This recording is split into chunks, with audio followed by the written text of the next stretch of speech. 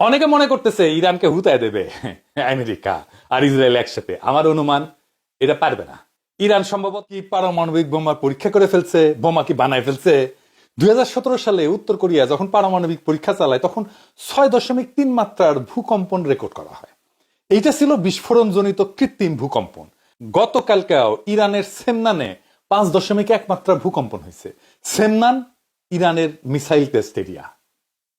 এইটা ইরানের প্রধান মহাকাশ উৎক্ষেপণ কেন্দ্র। এখান থেকে সাফির এবং সিমোরগ লঞ্চ ভেহিকলের মাধ্যমে স্যাটেলাইট উৎক্ষেপণ করা হয়। এই কেন্দ্র থেকে ইরান বেশ কয়েকবার ব্যালিস্টিক মিসাইল এবং মহাকাশযান উৎক্ষেপণ করছে।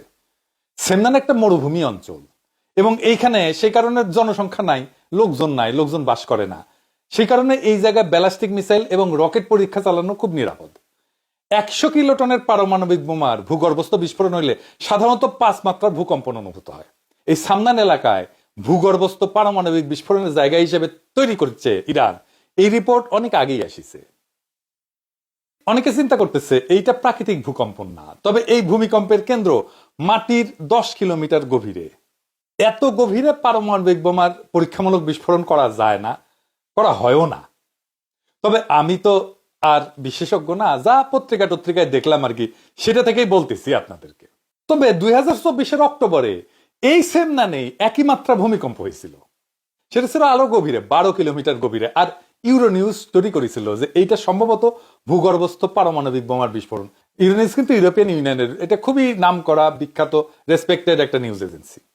তবে পরে জন হপকিন্স ইউনিভার্সিটির গবেষকেরা এটা নিয়ে আরো বিস্তারিত গবেষণা করছিলেন, করে দেখাইছিলেন যে এই ভূগর্ভস্থ পারমাণবিক বোমার বিস্ফোরণের যে আলাপ হইতেছে সেটা আসলে সত্য না। এখন প্রশ্ন হইতেছে, যাই হোক, এটা হয়তো পারমাণবিক বিস্ফোরণের জন্য ভূমিকম্প হয়নি, সত্যি সত্যি একটা প্রাকৃতিক ভূমিকম্প হয়েছে। কিন্তু প্রশ্ন হইতেছে যে ইরানের কি আদৌ পারমাণবিক পরীক্ষা করার দরকার আছে? যদি সে পারমাণবিক বোমা বানায়ও ফেলে তাইলে কি পরীক্ষা করাটা জরুরি, করতেই হবে? না, এটার দরকার নাই। সবচেয়ে বড় কথা হচ্ছে, যেহেতু রাশিয়ার সাথে একটা চুক্তি আছে, তাই কোনো টেস্ট না করলেও চলবে তার। কিন্তু আসলে কি ইরান পারমাণবিক বোমা তৈরি করে ফেলছে যেমন অনেকে মনে করতেছে? ইসরায়েল তো বারে বারে কমপ্লেন করতে যাচ্ছে, কিন্তু এটা কি করছে? আসেন এটা একটু বুঝে দেখি।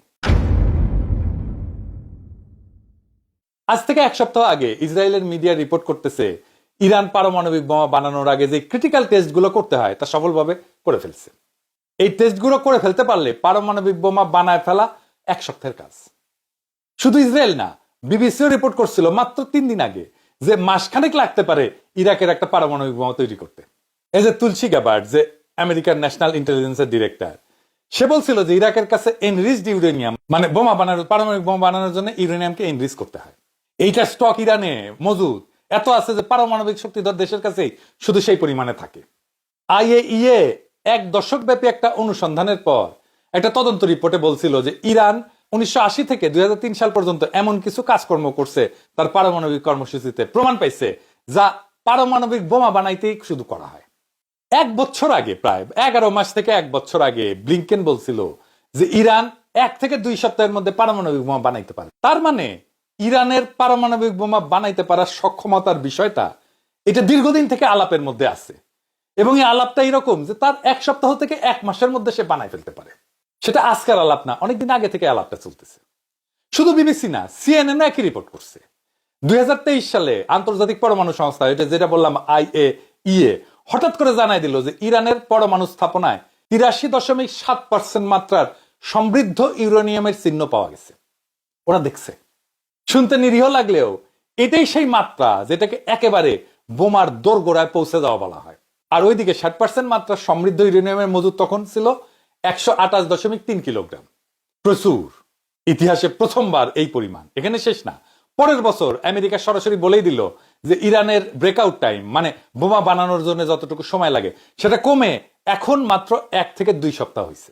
1 থেকে 2 সপ্তাহ ভাই, যেন বাজার থেকে সবজি কিনে না ঝোল রাধার সময়। আইএইএ এর একটা সদ্য রিপোর্ট বলছে যে 60% মাত্রার সমৃদ্ধ ইউরেনিয়াম এখন ইরানের কাছে আছে প্রায় 408 কিলোগ্রাম। হিসাব করে বলছে যদি এইটুকু ইউরেনিয়াম আরেকটু ঠেলে আরেকটু সমৃদ্ধ করে ফেলা যায়, তাহলে এটা দিয়ে ইরান চাইলে একেবারে 9 থেকে 10টা বোমা বানায় ফেলতে পারে। মানে পুরা মধ্যপ্রাচ্যের রাজনীতির ঘড়িতে এখন একটা টাইমার সেট করা হয়েছে, ঘড়ির কাঁটা এখন টিক টিক করতেছে। তখন তেহরান ধীরে ধীরে বলতেছে বুম বুম বুম। কিন্তু এর মধ্যে একটা নিউজ আসছে যে ইরান একটা ইমপ্লোশন টেস্ট করে ফেলছে। কি সেটা? এটা একটু বুঝে দেখি। পরমাণু বোমার কার্যকারিতা যাচাইয়ের জন্য এটা একটা গুরুত্বপূর্ণ ধাপ। এর মাধ্যমে দেখা হয় বিস্ফোরক গুলা সঠিকভাবে একসাথে ফাটতেছে কিনা। অনেকগুলো বোমা একসাথে ফাটতে হয়, ফাটার পরে মাঝখানের কোর যেটা কেন্দ্র, ওই জায়গায় চাপ পড়ে, তারপরে পারমাণবিক বিস্ফোরণ শুরু হয়। এই সবগুলো একসাথে ফাটতেছে কিনা এই টেস্টটা করাটা খুব ক্রিটিক্যাল কথা। এই টেস্টটা করা খুবই গুরুত্বপূর্ণ। অনেক সময় এটা সাব ক্রিটিক্যাল টেস্ট হিসেবে করা হয়, মানে এমন ভাবে করা হয় যেন চূড়ান্ত নিউক্লিয়ার বিস্ফোরণ না ঘটে কিন্তু সংকোচনের সফলতা যাচাই করা হয়। এটা মানে এটা কি বুঝে দেখি, বিস্ফোরণ হলে ছুটে যায় চারিদিকে, তাই না? এটা হচ্ছে এক্সপ্লোশন। আর ইমপ্লোশন মানে হচ্ছে বাইরে থেকে ভিতর দিকে ঢুকে আসে। এইভাবেই আসলে পারমাণবিক বোমা ফাটে।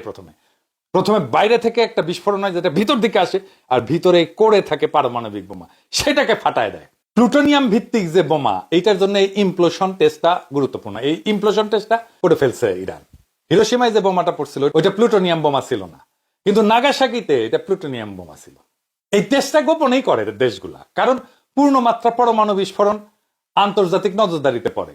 ইমপ্লোশন টেস্ট করতে পারলে বোঝা যায় একটা দেশ পরমাণু বোমা বানানোর চূড়ান্ত ধাপের কাছাকাছি চলে আসছে, এমনকি বোমা ফাটানো ছাড়াই।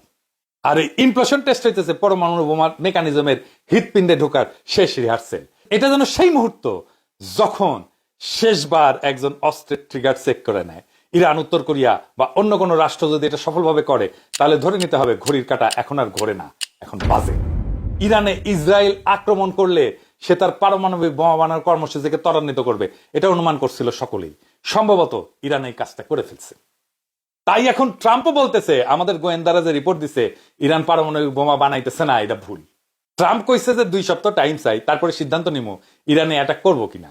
আমেরিকার বাংকার ব্লাস্টার বোমা আছে, যে বোমা যেটা মাটির নিচে থাকা ভূগর্ভস্থ বাংকার বা স্থাপনা ধ্বংস করতে পারে। ইরানের পারমাণবিক স্থাপনাগুলো সব মাটির নিচে, তবে ইরানের পারমাণবিক স্থাপনা এত গভীরে যে আমেরিকার বোমা সেই পর্যন্ত পৌঁছাবে না, বাংকার ব্লাস্টার আনুক আর যাই আনুক। এখন প্রশ্ন হইতেছে ইরানে কি আমেরিকা আক্রমণ করবে? ট্রাম্প তো সিক্যুর পারিচ্ছে। অনেকে মনে করতেছে ইরানকে হুতায় দেবে আমেরিকা আর ইসরায়েল একসাথে। আমার অনুমান এটা পারবে না।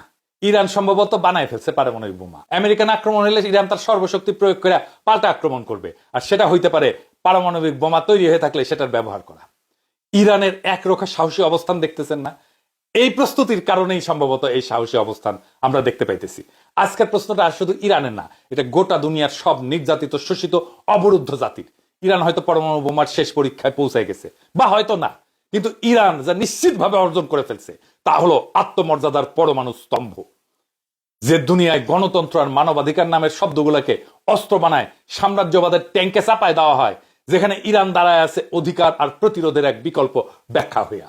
এই প্রতিরোধ শুধু ইসরায়েলের বিরুদ্ধে না, এই প্রতিরোধ সেই সাম্রাজ্যবাদের বিরুদ্ধে যেটা জাতিসংঘকে নিজের ঘরের চাকর বানায় রাখে, আর IAEA এর রিপোর্টটাকে নিজের মিসাইলের সময়সূচি হিসেবে ব্যবহার করে।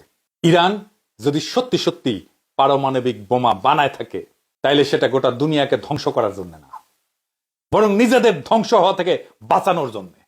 এটা ধ্বংসের প্রতিশোধ না, অস্তিত্বের প্রতিরক্ষা। অনেকে বলতেছেন আমেরিকা হামলা করবে, ইরান শেষ হয়ে যাবে। তাদের বলি, শেষ হয়ে গেলে ফিলিস্তিনের শিশুদের চোখে যে আগুন দেখো, সে আগুন কিভাবে এখনো জ্বলে। শেষ হয়ে গেলে ইরানের বৈজ্ঞানিকেরা কেন এখনো গোপনে কাজ করে। শেষ হয়ে গেলে এক জনপদের সাহস কিভাবে বিশ্বশক্তির রাডারে ধরা পড়ে। ইরান এখন আর শুধু একটা রাষ্ট্র না, ইরান এখন এক আইডিয়া। ইরান এখন এক চেতনা, এক সাহসের, আত্মমর্যাদার, দাঁতে দাঁত চেপে সহ্য করার, আবার দাঁড়ায় যাওয়ার চেতনা। একটা জাতির না, একটা সময়ের, একটা যুগের প্রতিনিধিত্ব করে এখন ইরান। কেউ যদি পতনের শেষ প্রান্তে দাঁড়ায় থেকে চোখে আগুন ঝরাইতে পারে, তাহলে পুরা দুনিয়ার রাজনীতির মানচিত্র বদলে দিতে পারে সে। মাথা উঁচু করে দাঁড়ায় থাকো ইরান। তোমার এই দাঁড়ায় থাকা এক একটা পারমাণবিক বোমার চাইতেও শক্তিশালী। তোমার পতন না, তোমার প্রতিরোধী হবে ইতিহাস। আর সেই ইতিহাস লেখা থাকবে একটা জাতি যখন আত্মমর্যাদাকে জড়ায় ধরে, তখন দুনিয়ার সব মিসাইলও তার কণ্ঠ রোধ করতে পারে না। ইরানের লড়াইয়ে পরাজয় নাই, আছে শুধু প্রেরণা। তুমি আঘাত খেয়ে আবার উঠে দাঁড়াবে, কারণ তুমি ইরান। সাহস যার আর এক নাম, ইনকিলাব জিন্দাবাদ।